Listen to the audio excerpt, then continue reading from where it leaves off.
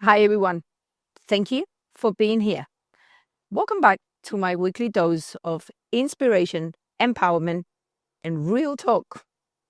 Today's episode is called Are You Using the List? Or is the list using you? I wanted to touch on this only just because I know quite a few people out there who don't even realize that they're actually obsessed with the list.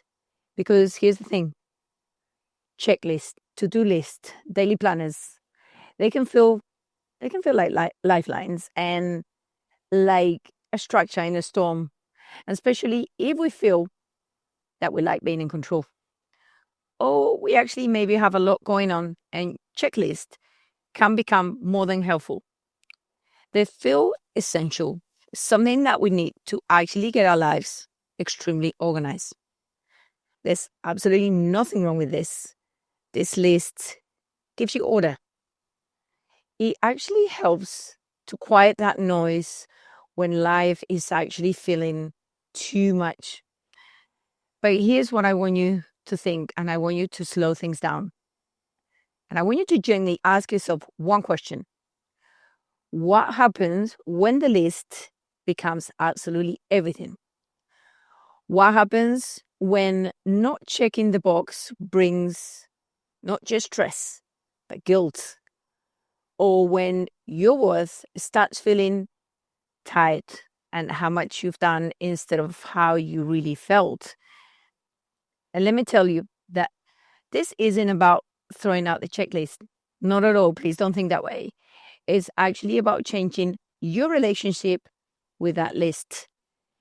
Because when the list starts to feel like a ruler instead of a guide, that's when it's time to look a little bit deeper. So I'd ask you this. When something doesn't go according to your plan, how do you feel? Is there anxiety? Is it frustration? Maybe shame? And who is really in charge? You or the list? Sometimes we use this list as protection, and it keeps us moving. It keeps things quite tidy. But you know what? It can also keep us from sitting with uncertainty, or even from feeling what you're doing. Let me try and explain. I've worked with people who didn't use this checklist, especially women, and they actually lived by them. And every hour was planned, every moment was measured. And on the surface, they seemed productive. But inside, there was a burnout, there was numbness, there was disconnection.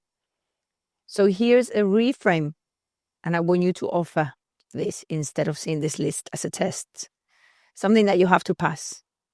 Try and see if it's a tool that can support you. You could even try this next time you make this list. Ask yourself, is this list kind or is it actually realistic? One shift that actually works beautifully is adding non-productive things to your list. Yeah, I said it. Include everyday things like time with your partner, your child, yourself, even something as simple as time to rest or time for a short walk. I love my walks in the morning, and I find that more productive than trying to run into my list straight first thing in the morning. Because when you see those things on the list, with your errands, with your emails, you're sending a clear message to your brain and your body that my value is not just in what I produce, it is how I live. And when the day is done, maybe ask, what did I do? But in a different way. How did I feel? Did I feel connected? Did I feel at peace? Because those are the things that are worth tracking. Now, let's talk about work. Because checklists for work can get a little bit tricky. We can often use them to measure certain achievements.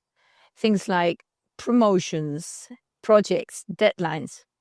But often, do we include, did I feel aligned today? You know what I'm talking about. It's all about work, and then you forget about who you are and how you feel. Did I feel like myself? Because success isn't just about what we've done. It's how we feel while we're doing it. And you can absolutely be ambitious and I still want you to work, but I want you to feel good. And you don't have to choose between one or the other. There is a relationship checklist for sure. And you know this one. They should say something like this. They must do that. I should feel this by now. And this list can often come with fear, even with a lot of pain, and from trying to protect our hearts. When it gets too rigid, it can actually block that real connection. Here is a thought, just a quick one for you to take. What if instead of a checklist, you use a compass? Have you thought of it? A compass that points to what really matters, like safety, mutual respect, share that growth. Then you can ask to yourself, is this relationship helping me grow into the person that I want to be, the woman I want to be? Am I showing up with love and not with fear? Because it's not about lowering the standards. It's about leading with depth. And if you're somebody who loves to write, then actually journaling these little thoughts can be extremely helpful. Not just what's on your list, but why is it there? What am I hoping to feel when I tick off loved, seen, safe, accomplished? Do I turn your list from a task into a map, guiding you and not ruling you? Let's end on this. The checklist can still be there, but it doesn't get to be the boss anymore. You are. It's not your judge. It's not your worth. It's a tool. And you are the one holding the pen. Until next time, keep moving forward and make sure you are using the list and the list is not using you.